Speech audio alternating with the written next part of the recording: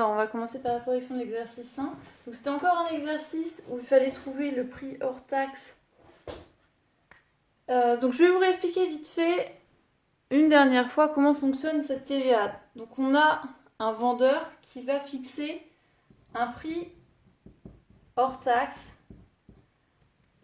Très schématiquement, on va dire que c'est le prix que lui, il veut récupérer. Ce qu'il veut se mettre dans sa poche, même si c'est loin d'être exact. Mais à chaque fois qu'il va y avoir une vente, l'État va dire « Je veux une part proportionnelle à ce que tu vas te mettre dans la poche. Moi, je veux récupérer aussi des sous au passage. » Dans le cas de l'exercice 1, c'était une part de 10%. Donc, l'État veut prendre 10% de ce que lui va se mettre dans la poche. Mais comme il veut se mettre quand même tout ça dans la poche, il va donc faire une augmentation de 10% pour donner ces 10% à l'État et bien lui récupérer son prix hors taxe. Donc il va faire ce plus 10% pour donner le prix de vente, TTC, toute charge comprise, toute taxe comprise, pardon. Alors ici c'était un devis de 5291 €. Voilà.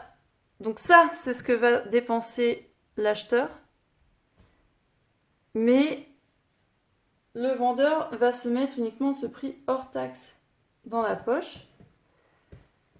Et donc, cette augmentation de 10%, vous savez qu'on peut la traduire aussi par un CM. Maintenant, vous savez relativement bien passer de l'un à l'autre.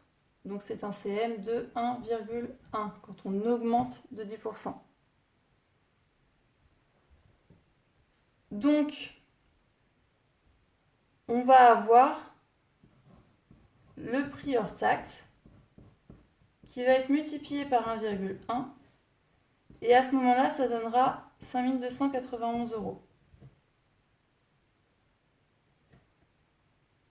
Vous pouvez aussi faire quelque chose d'un peu plus compliqué en disant bon, bah, je prends le prix hors taxe, j'ajoute 10%, donc ça ferait prix hors taxe plus 10% de ce prix hors taxe, par exemple. Mais ça reviendra au même au final que de multiplier ce prix hors taxe par 1,1. Donc ça, c'est la même chose. Donc, vous voulez trouver ce prix hors taxe. C'est comme quand vous avez une équation, vous pourriez noter ça x est multiplié par quelque chose. Pour l'isoler, on va diviser par ce quelque chose. Donc le prix hors taxe, on divise par 1,1, il est isolé à gauche. Et à droite, on divise par 1,1. Donc 5291 divisé par 1,1, ce qui nous donne 4810. Voilà. Dans ce sens-là, vous multipliez par 1,1. Donc si vous avez ça et que vous voulez trouver ça, il va falloir diviser par 1,1. Ou multiplier par l'inverse. C'est pour ça, c'est ce qu'on a vu dans la formule des évolutions réciproques.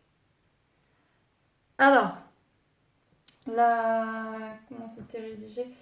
Du devis.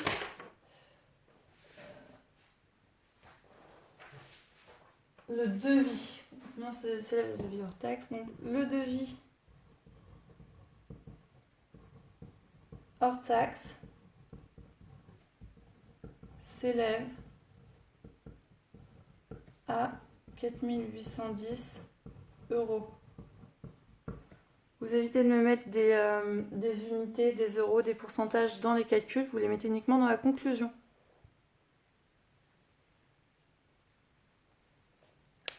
Voilà, donc la vérification, si vous voulez, vous pouvez vérifier votre résultat en reprenant ce prix hors taxe et en l'augmentant de 10% pour vérifier que vous retombez bien sur les 5291 €. Alors ensuite, deuxième exercice,